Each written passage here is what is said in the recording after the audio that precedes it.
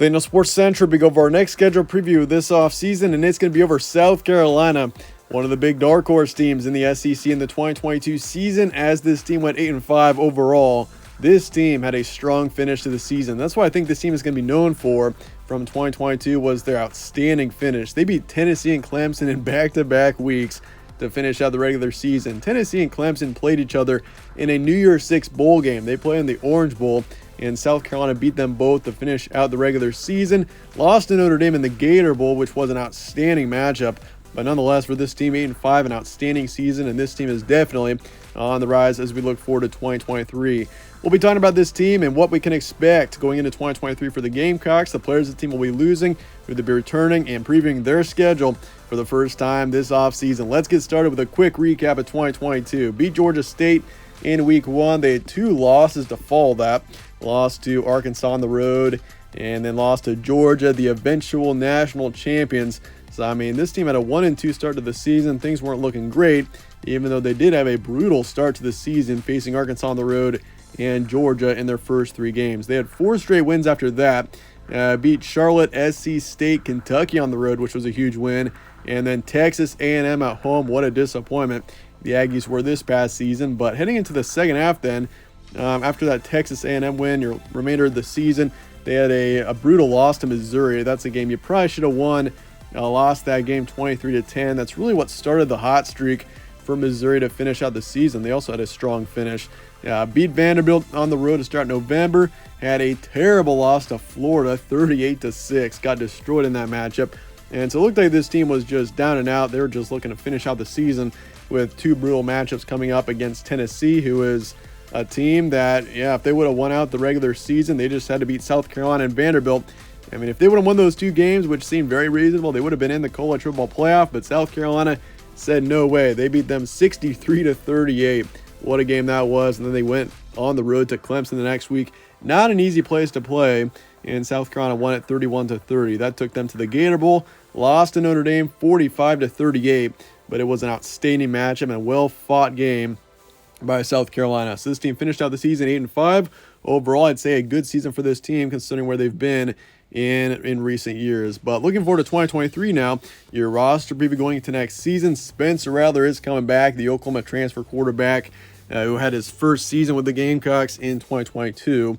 And obviously he was a big standout at Oklahoma. So the expectations, I mean, he did get benched in the middle of the 2021 season with OU because of Caleb Williams. I mean, the quarterback situation between Caleb Williams and Spencer Rattler was outstanding in Oklahoma.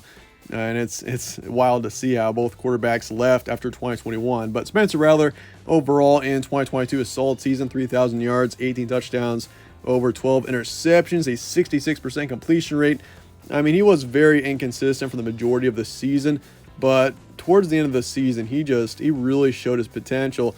And if he can play like that consistently, the way he played against Tennessee and Clemson, and even Notre Dame, you could argue, I mean, this could be an outstanding football team. We just didn't see that out of Spencer Rattler for the majority of the season. I mean, it looked like for the majority of the first half especially, that this team was just going to be one of the bottom teams in the SEC. And in the end, Spencer Rattler really turned it on towards the end.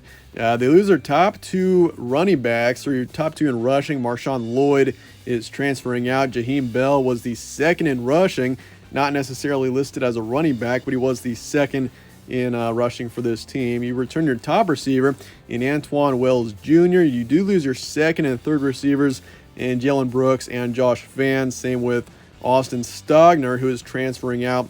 He transferred with Spencer Rattler to South Carolina, but it looks like Stogner is headed back to Oklahoma. So that is something to keep in mind. This team does lose a few skill players. The backfield is obviously going to have to bring up some new talent. Same with the receiving core. I mean, you got Antoine Wells coming back, which is huge, but you are losing your next 3 top receivers in the 2022 season. Offensive line loses 3. You lose 2 on the defensive line, and then 2 linebackers, and then 3 in the secondary. So defensively, that is a bit of a concern for me as well. This team does lose some significant talent defensively.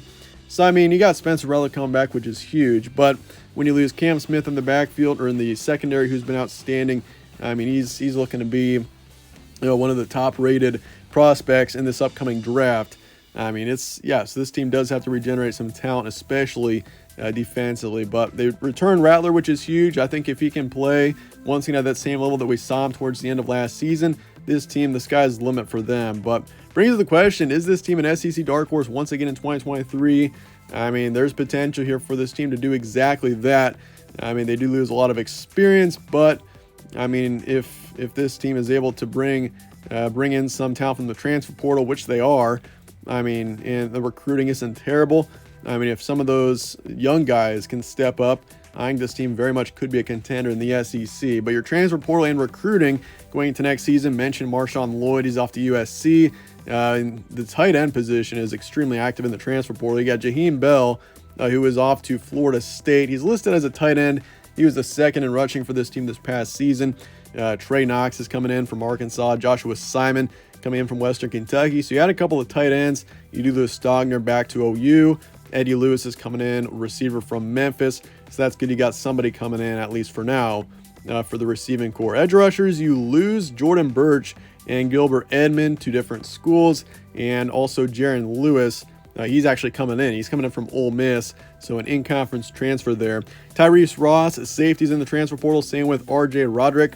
And on the offensive line, you got a couple of guys coming in guard Julio from Yale, and then Fugar from Western Illinois. You lose Jordan Davis, offensive tackle, to South Alabama. Recruiting-wise, this team is looking great. They've got the 16th ranked recruiting class, 7th in the SEC. They got 11 4-stars coming in and 12 3-stars.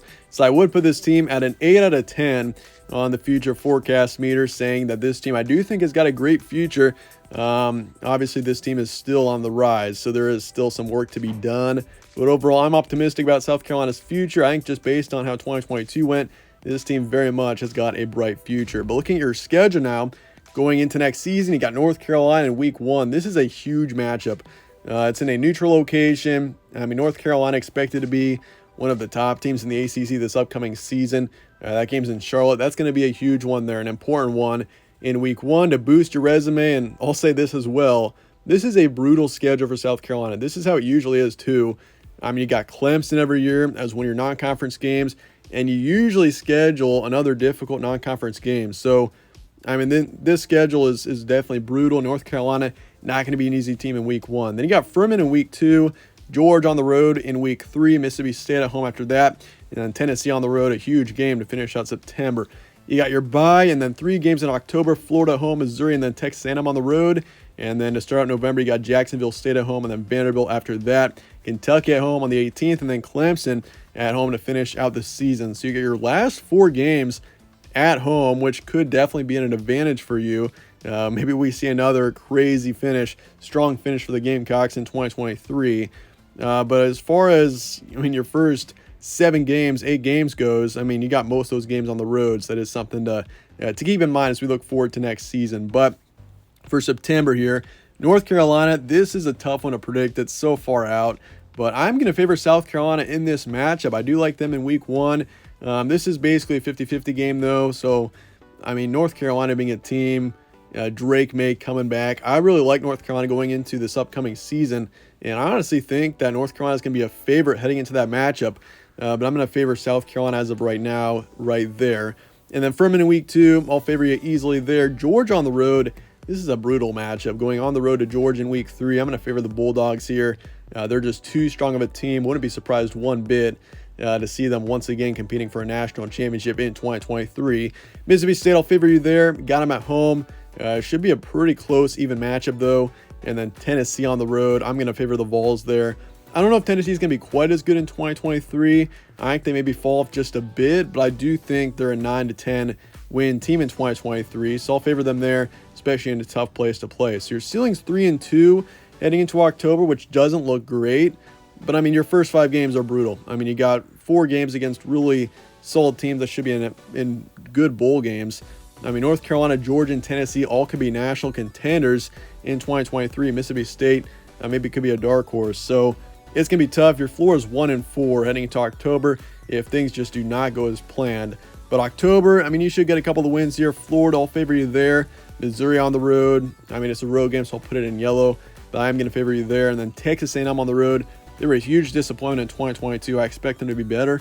in 2023, and so I do think, with it being a road game in College Station, I'm going to favor the Aggies there as of right now. So your ceiling is 6-2 heading to November. Floor is 3-5. So I mean, it's a pretty wide range for South Carolina. This team is a challenge to predict, but November should pick up a couple of easy wins to start off the month.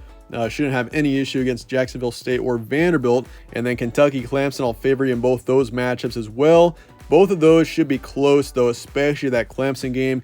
I mean, you do have the Clemson game at home this season, and considering you beat them in Clemson last season, wouldn't be surprised to see the Gamecocks win that one. That'd be a huge win as well. So I'm pretty optimistic with my prediction for South Carolina. I mean, I've only got you favored to lose in 3 games, even though North Carolina, you could argue Mississippi State as well as Kentucky and Clemson. All 4 of those games are very much 50-50 games, especially that Clemson game.